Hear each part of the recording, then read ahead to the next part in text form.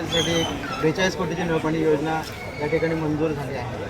काल खासदार सुनील तटकरेंनी या संदर्भामध्ये माध्यमांना माहिती दिली आणि कशा प्रकारे त्यांनी मंजूर करून आणली याच्याबद्दल सांगितलं.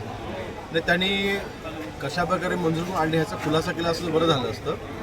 फक्त मी जेव्हा माझ्या सोशल मीडिया पोस्टवरती GR टाकला, खरं तर माननीय एकनाथ शिंदे साहेबांच्याकडे असलेलं नगरविकास खातं ह्याची ज्यावेळेस बैठक झाली, त्या बैठकीच्या ज्यावेळेला मिनिट्स आले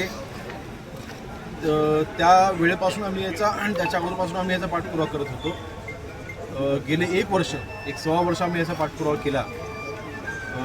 रोडगेजी याचे CEO आहेत मंडळ नगरपंचायतचे, त्यांच्या संपर्कामध्ये राहून आमच्या नगरसेवकांनी सगळा प्रस्ताव तयार करून घेतला.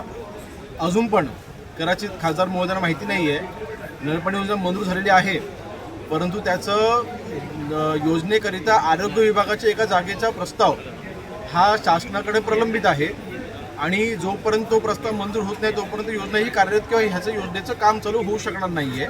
ही त्यांना कळायची माहिती पण नाही आहे, कारण ते पाठपुरावाच करत नाही आहेत. मंत्रालयामध्ये फाईल सध्या ती कुठे आहे हे पण त्यांना माझ्याकडे माहिती नसावं. आता आरोग्य विभागाची ज्या जागेची मागणी केलेली आहे तो प्रस्ताव प्रकाश आंबेडकर साहेबांच्याकडे 4-5 दिवसापूर्वीच पोहोचलेला आहे. कालच मी आरोग्यमंत्री महोदयांची चर्चा देखील केलेली आहे की 2 दिवसामध्ये त्याला मंजुरी मिळेल, म्हणजे आरोग्य विभागाची जागा ही नळपाणी योजनेकरता उपलब्ध होईल आणि मग नळपाणी योजनेचे टेंडर प्रोसेस वगैरे सगळी पूर्ण होईल आणि त्या योजनेचं काम चालू होईल.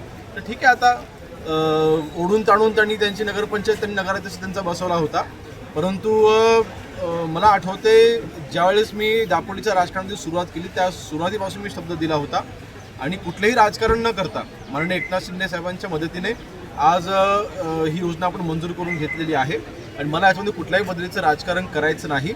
आज माझा तिथं माझा विचाराचा नगराध्यक्ष नसताना देखील नगराध्यक्षांनी या बाबतीमधली कुठलाही पाठपुरावा शासन स्तरावरती केलेला नाही.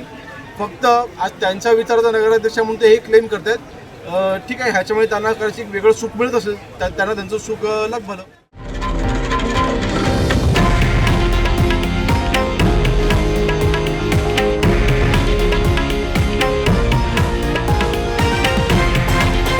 हे आहे देशातील नंबर 1 न्यूज नेटवर्क आणि आपण पाहत आहात TV9 मराठी, एकमेव.